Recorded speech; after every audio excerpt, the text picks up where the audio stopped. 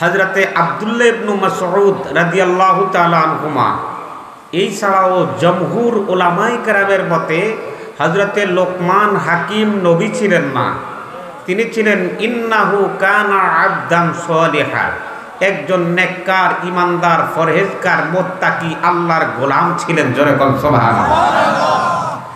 লোকমান ছিলেন কালো রঙের মানুষ, নাকটা ছিল সেপ্টা, এবং তিনি ছিলেন একজন কৃতদাস।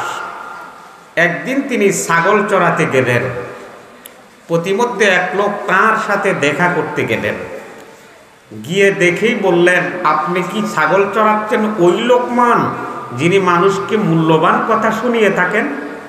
তিনি বললেন, হ্যাঁ, আমি তো ওই লোকমানই যিনি মূল্যবান কথাগুলি বলি। তো আপনি এত মর্যাদাশীল হলেন কি করে? এই যুবকেরা ভালো করে লক্ষ্য করো, কোরআন থেকে উপদেশ, প্রতিটি কথাই কোরআন। তিনি বললেন, আমি দুটি কারণে বেশি সম্মানিত হয়েছি। বলেন তো কয়টি কারণ? যুবক ভাইরা আওয়াজ দিয়ে বলেন কয়টি? নাম্বার 1, আমি সর্বদা সত্য কথা বলি। জোরে কান্না সুবহানাল্লাহ। মুসলমান সত্য বলতে বলতে মানুষকে সত্যবাদী হিসেবে আল্লাহ ঘোষণা করেন, আর সত্য মানুষকে দুনিয়া থেকে আল্লাহর জান্নাতে নিয়ে যায়। সুবহানাল্লাহ। নাম্বার 2, তিনি বলেন, আমি বেহুদা কথাবার্তা থেকে বিরত থাকি, অন্যের সমালোচনা গীবত নিয়ে আমি পড়ে থাকি না, বিদায় আল্লাহ পাক আমাকে অনেক সম্মানিত করেছেন। হযরতে লোকমান ছিলেন একজন কৃতদাস। শুনেন, মানুষের কালো সুন্দর বডি কনস্ট্রাকশনের দিকে আল্লাহ তাকান না, আল্লাহ তাকান ইন্না আকরামাকুম ইনদাল্লাহি আতকাকুম। আল্লাহ বলেন, তোমাদের মধ্যে সর্বোত্তম ওই ব্যক্তি আমি আল্লাহর কাছে যিনি আমি আল্লাহকে সবচাইতে বেশি ভয় করে। সুবহানাল্লাহ। এই কৃতদাস কোরআনের অক্ষরের মতো কালো মানুষটি এত পছন্দনীয় আল্লাহ তার নামে একটা সূরাই অবতীর্ণ করে দিয়েছেন, এবং কোরআনে পাক হাদিসে পাক প্রমাণ করে দুইজন কৃতদাস কালো মানুষকে আল্লাহ সম্মানিত করেছেন। তার মধ্যে একজন হচ্ছে হযরত বিলাল হাফসি মুয়াজ্জিন, রাসূলুল্লাহ সাল্লাল্লাহু আলাইহি সাল্লামের সাহাবী রাদিয়াল্লাহু তাআলা আনহু, যার পায়ের আওয়াজটা আল্লাহ রাসূল মেরাজের রজনীতে বেহেশতের ভিতরে নিজ কানে শুনে এসেছেন। আল্লাহু আকবার। আরেকটা হচ্ছে হযরত লোকমান আলাইহিস সালাম, যেই কৃতদাসকে আল্লাহ এত সম্মানিত করেছেন, তিনি তার সন্তানকে আদর করে যেই নসিহাতগুলি করেছেন, আল্লাহ রাব্বুল আলামিন হুবাহু ওই নসিহতগুলি কোরআন পাকের কয়েকটি আয়াতে কারিমা নিয়ে ঘোষণা করে দিয়েছেন। সুবহানাল্লাহ। হযরত লোকমান ছিলেন একজন দাস। তার মনিব তাকে একদিন বলল যে, আপনি একটা প্রাণী জবাই করে, জীব জন্তু জবাই করে তার সবচাইতে উৎকৃষ্ট জিনিসটি নিয়ে আসেন। তিনি একটা বকরি জবাই করে এই হৃৎপিণ্ডটা আর জিহ্বাটা নিয়ে আসলেন, মনিবকে দিলেন। তিনি বললেন, আবার যাও, আর একটা প্রাণী জবাই করে তার সবচাইতে নিকৃষ্ট জিনিসটা আমার কাছে নিয়ে এসো। তিনি আবার গেলেন, জবাই করে একটা প্রাণীর হৃৎপিণ্ড আর জিহ্বা নিয়ে আসলেন। মনিব আশ্চর্য হয়ে গেলেন, তোমাকে আমি বলেছি যে সর্বোৎকৃষ্ট জিনিস আর সর্বনিকৃষ্ট জিনিস আনতে, তুমি দুটা একই জিনিস আনতে, এটা তো আমি বুঝতে পারি নাই। তখন হযরত লোকমান জ্ঞান গভীর জবাব দিয়া বললেন, দেখেন, মানুষের এই অন্তর, এই বডি যার ভালো, তার জবান দিয়ে সুন্দর কথা বের হয়, ভালো কথা বের হয়, উত্তম কথা বের হয়, কোরআনের কথা বের হয়, হাদিসের কথা বের হয়। যার এই বডিটা খারাপ, এই মুখ দিয়ে মন্দ গালি সুদখুরি মিথ্যা কথা সুগুলগুড়ি বের হয়। তার মানে মানুষের ভালো জিনিসও কলব আর জিহ্বা, আর মানুষের খারাপ জিনিসও এই কলব আর জিহ্বা। বলেন ঠিক কিনা? ভাইরা আমার, তিনি শুয়ে আছেন গাছের নিচে। একজন ফেরেশতা এসে বলেন, আল্লাহ তোমাকে দুটি জিনিস দিয়েছে, তুমি কোনটা গ্রহণ করবে? হযরত লোকমান বললেন, আমি গ্রহণ করব হিকমত। সাথে সাথে আল্লাহ পাক বলেছেন, বিসমিল্লাহির রহমানির রহিম। ওয়ালাকাদ আতাইনা লুকমানাল হিকমা। আল্লাহ বলেন আমি লোকমানকে দান করলাম হিকমত। হিকমত কাকে বলে? যার থেকে প্রজ্ঞাপূর্ণ কথা বের হয়, জ্ঞান গভীর কথা বের হয়, মূল্যবান কথা বের হয়, ওনাকে হাকিম বলে। আল্লাহ পাক ওই বান্দাকে হিকমত দিয়েছেন বলে তার নাম হয়ে গেল লোকমান হাকিম। জোরে কন্যা সুবহানাল্লাহ। জ্ঞান পাওয়ার পরে মানুষের এক নম্বর উপায় হচ্ছে জ্ঞান যিনি দিলেন সেই মালিকের দরবারে সিজদায় পড়ে শুকর আদায় করা।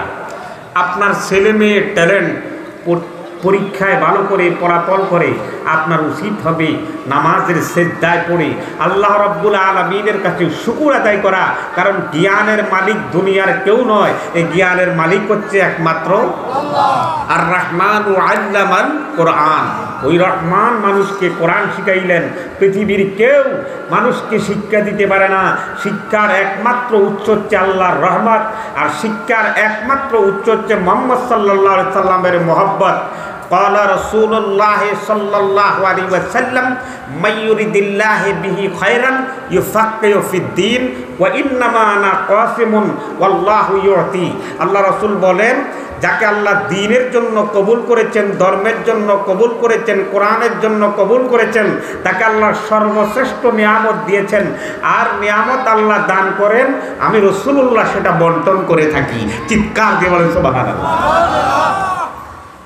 হযরতে লোকমান ইলম পাওয়ার পরে আনিশকুর লিল্লাহ, আল্লাহর শুকর আদায় করতে লাগলেন। আল্লাহ রাব্বুল আলামিন শুকর আদায় করলে মানুষকে যা দিয়েছেন তার চাইতে বাড়ায়া দেন।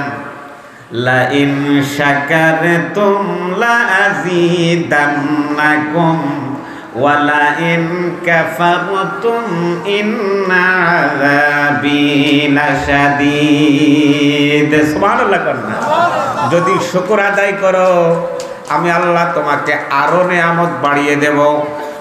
লা আযীদান্নাকুম লামে তাকিদ বনুনে তাকিদ সকিলার সিগা, অবশ্যই বাড়িয়ে দেব। আর যদি না শুকর করো আমি মস্ত বড় শাস্তি তোমার কপালে বাজেট রেখে দিয়েছি। বলেন নাউযুবিল্লাহ। তাহলে শুকর আদায় করতে হবে কার? আর চিৎকার দিয়ে বলেন কার? এবার তিনি তার সন্তানকে কাছে ডেকে কিছু মূল্যবান উপদেশ দিলেন। আমরা শুধু সন্তানের বদনাম করি, একে অপরের কাছে সন্তানকে ছোট করি। আপনার সন্তানের বয়স যদি 5 বছরও হয়, তার সামনে অন্যের সামনে তার খারাপ কথাগুলি বলবেন না। আত্মমর্যাদা যে একটা বিষয়, এটা যদি নষ্ট হয়ে যায় এই মানুষটা আরো খারাপ হয়ে যায়।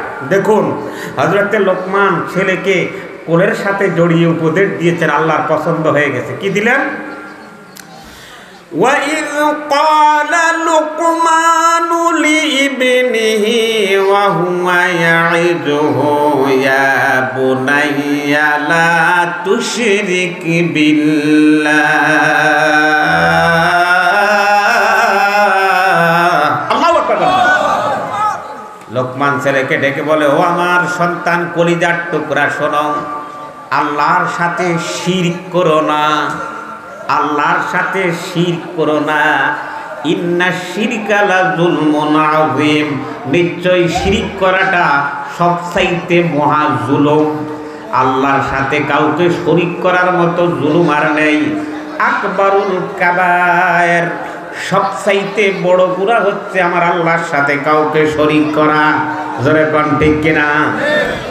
মানুষকে সিজদা করা যাবে? যাবে না। মুসলমানের ধর্মীয় বিশ্বাস হচ্ছে আমরা আল্লাহর কুদরতি পায়ে সিজদা দিয়ে মসজিদে সিজদা দেই। আর হিন্দুদের ধর্মীয় বিশ্বাস হচ্ছে মূর্তির সামনে সিজদা দিলে আল্লাহ পায়। এই জন্য আমরা মুসলমান, ওরা মুশরিক। ঠিক কিনা? কোনো মানুষ যদি ওই বিশ্বাসে কাউকে সিজদা করে সাথে সাথে সে মুশরিকের কাতারে চলে যাবে। কোনো পীর বুজুর্গ বাবাকেও সিজদা করা যাবে না। ইন্না শিরকা লা যুলমুন আযীম, নিশ্চয় শিরকটা হচ্ছে সবচাইতে বড় গুনাহ। আল্লাহর নবী বলেন, কোন ব্যক্তি মারা গেল, তার জীবনে কোনো শিরক নাই, তিনি শিরক করেন নাই। আল্লাহ পাক ওই মানুষটাকে মৃত্যুর সাথে সাথে আল্লাহ জান্নাত দিয়া দিবেন। সুবহানাল্লাহ। এই জন্য তিনি প্রথম উপদেশ দিলেন, লা তুশরিক বিল্লাহ। ও আমার সন্তান, আল্লাহর সাথে কাউকে শিরক করো না। আপনি আপনার সন্তানকে ছোটকাল থেকে শিখাইবেন, আল্লাহর সাথে কাউকে শিরক করো না বাবা। এটা সর্বপ্রথম তোমাকে নির্দেশ দিলাম। ইন্না শিরকা লা যুলমুন আযীম। বাবারে, সবচাইতে বড় জুলুম হচ্ছে আল্লাহর সাথে শিরক করা। দ্বিতীয় উপদেশ দিলেন, وَوَصَّيْنَا الْإِنسَانَ بِوَالِدَيْهِ حَمَلَتْهُ أُمُّهُ وَهَنًا عَلَى وَهَنٍ। ও আমার কলিজার টুকরা, তুমি তোমার মা বাবার সাথে সুন্দর সুন্দর আচরণ করবা। তোমার মা তোমারে অনেক কষ্টের পর কষ্ট করে গর্ভধারণ করেছে। 10 মাস 10 দিন পেটে রাখার কষ্ট। মা যখন গভীর রাতে ঘুমাতে গেল, ওই পায়ে লাথি দিলা পেটের মধ্যে, মা ঘুমাইতে পারে না। ডান দিকে লাথি মারলে বাম দিকে যায়, বাম দিকে লাথি মারলে ডান দিকে যায়। আবার জোরে সোরে উপরের দিকে লাথি মারলে মা ঘুমাতে পারে না, বসে যায়। আল্লাহ বলেন, কষ্টের পর কষ্ট করে তোমার মা তোমারে গর্ভধারণ করলো। আবার যখন প্রসব বেদনা আরম্ভ হলো, জিহাদের ময়দানের রক্তাক্ত মা হয়ে গেল। আবার যখন 2.5 বছর তোমাকে দুগ্ধ পান করাইতে লাগলো, কত কোলে প্রস্রাব করেছো, পায়খানা করেছো, মা ধৈর্য ধরে কোলে রেখে তোমাকে মানুষ করেছে, ফেলে দেয় নাই, আছাড় দিয়া মেরে বেড়ে নাই। কষ্টের পরে কষ্ট করে মা তোমারে মানুষ করেছে বাবা। আল্লাহর ইবাদতের সাথে সাথে মা বাবার সম্মান করবার, মা বাবার শুকর আদায় করো। আল্লাহু আকবার করো। কত সুন্দর উপদেশ। আল্লাহর ইবাদত করো, মা বাবার খেদমত করো। ওয়াদান লাগে না, শেষে কেন? আল্লাহর ইবাদত, মা বাবার খেদমত, রাসূলুল্লাহর মুহাব্বত, হক্কানি উলামায়ে কেরামের আদব, এই 4টা জিনিস রাখবেন, ওয়াজ শেষ। আল্লাহ আমাদের তৌফিক দান করুক, বলেন না আমি। আনিশকুরলি ওয়ালি ওয়ালিদাইক। তুমি আল্লাহ শুকর আদায় করার সাথে সাথে মা বাবার শুকর আদায় করো। আল্লাহ তুমি আমাদের মা বাপকে নেক হায়াত দাও, বল না আমি। যারা চলে গেছে জান্নাতের মেহমান বানায় দাও, বল না। বাইরে আমার বন্ধুরা আমার, তিনি বললেন মা বাবার শুকর কি? মা বাবার শুকর করতে জীবিত অবস্থায় তাদের জন্য নিজের অর্থ সম্পদ ব্যয় করা, সর্বোচ্চ সম্পদটা ব্যয় করা, আর মৃত্যুবরণ করার সাথে সাথে দোয়া করা। দুনিয়ায় থাকতেও দোয়া করা, পরকায় থাকতেও, চলে গেলেও দোয়া করা। রব্বিরহামহুমা কামা রব্বায়ানি সগীরা। সবাই পড়েন, রব্বিরহামহুমা।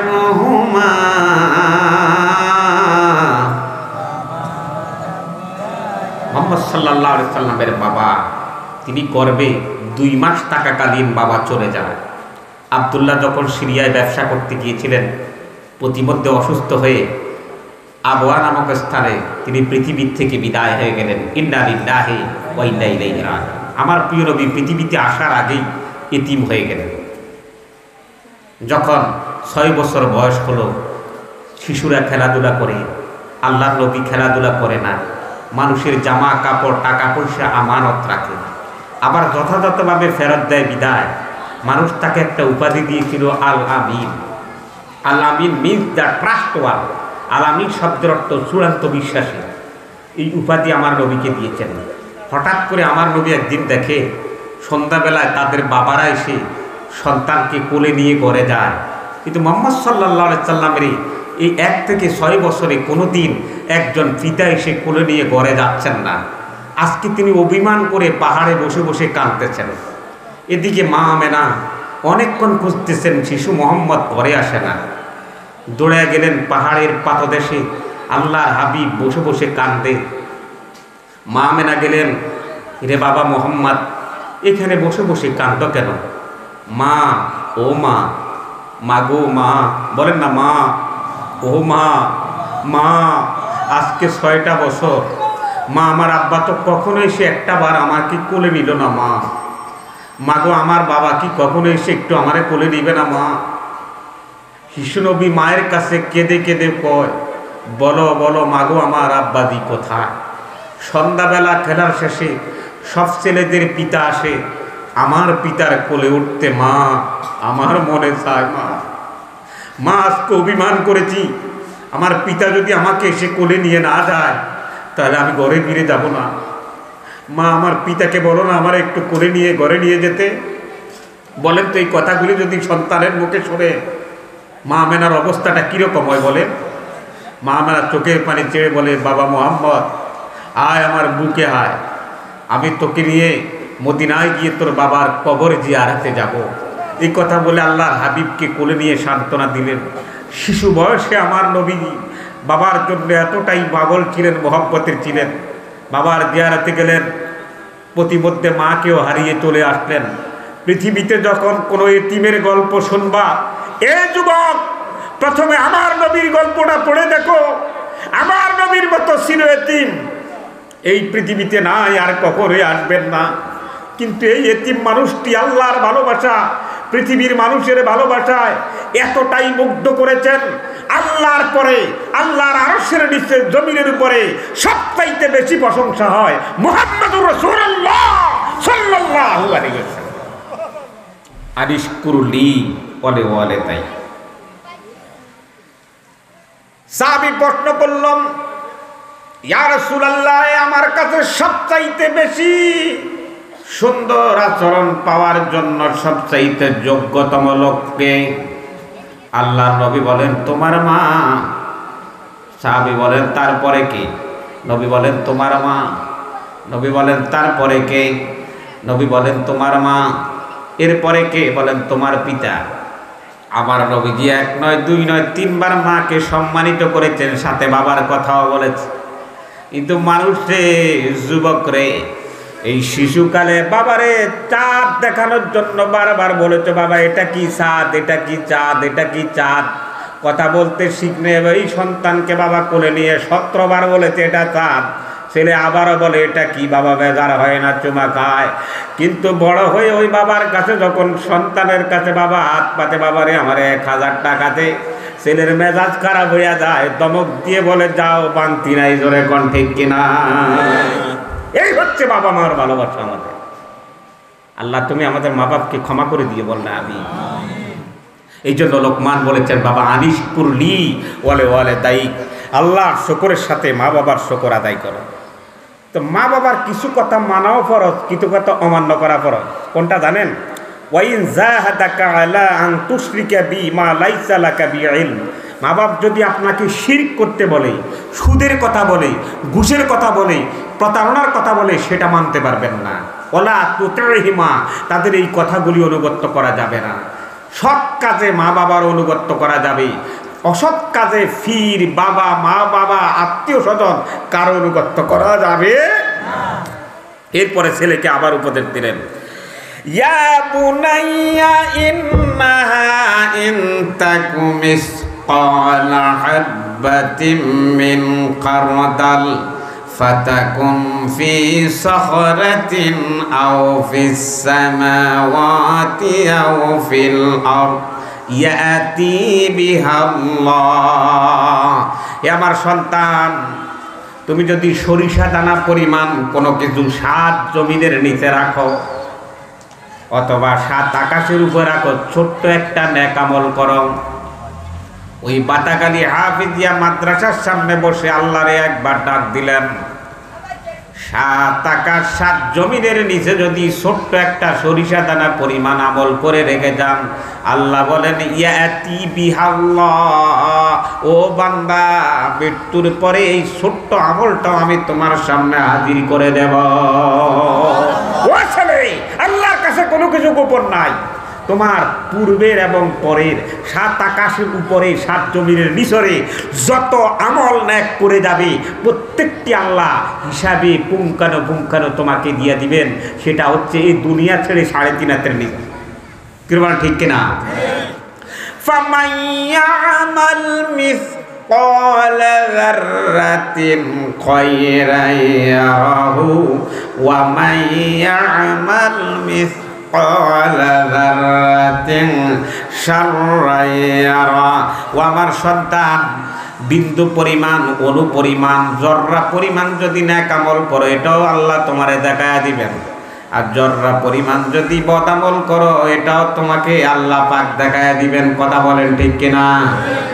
ইকরা কিতাবাকা কাফা বিনাফসিকাল ইয়াউমা আলাইকা হাসিবা। আল্লাহ বলবেন আজকে তোমার কিতাবটা তোমার হাতে দিলাম। যুবক, ও যুবক, ওয়াকম্যান লাগাইয়া শুধু হিন্দি গান শোনা যাবে না রে যুবক। এই কানের ভিতরে লোহার ফেরেক ঢুকাইয়া দিবে আমার আল্লাহ। যুবক রে, ঘুম যদি যেতে হয় কানের ভিতরে মদিনা শরীফ, মক্কা শরীফের ইমামের তেলাওয়াত লাগাইয়া ঘুমিয়ে যাও। যুবক, তোমার মতো কত যুবক ঘুমের মধ্যে মৃত্যুবরণ করেছে। তোমার কানে যদি কোরআন তেলাওয়াত নিয়ে কবরে যেতে পারো, ওই কানের ভিতরে যদি কোরআনের আওয়াজ চলে যায়, কাবা শরীফের ইমামের তেলাওয়াতটা যদি চলে যায়, তোমার রূহটা যদি চলে যায়, খোদার কসম রে, বেহেশতের ফেরেশতারা তোমারে কোলে করে জান্নাতে পৌঁছায় দিবে। ঠিক কিনা? মা বোনেরা, ঘরের মধ্যে কোরআন তেলাওয়াত, মাসকলাইয়ের গ্রান নাই, ইলিশ মাছের স্বাদ নাই। কেন জানেন? পাক যিনি করেন উনি ফজরও পড়েন নাই, জোহরও পড়েন নাই, আসরও পড়েন না, মাগরিব পড়েন না, 8:30টায় ঘুম থেকে ফেসবুক ইউটিউব দেখতে দেখতে ঘুম হয়।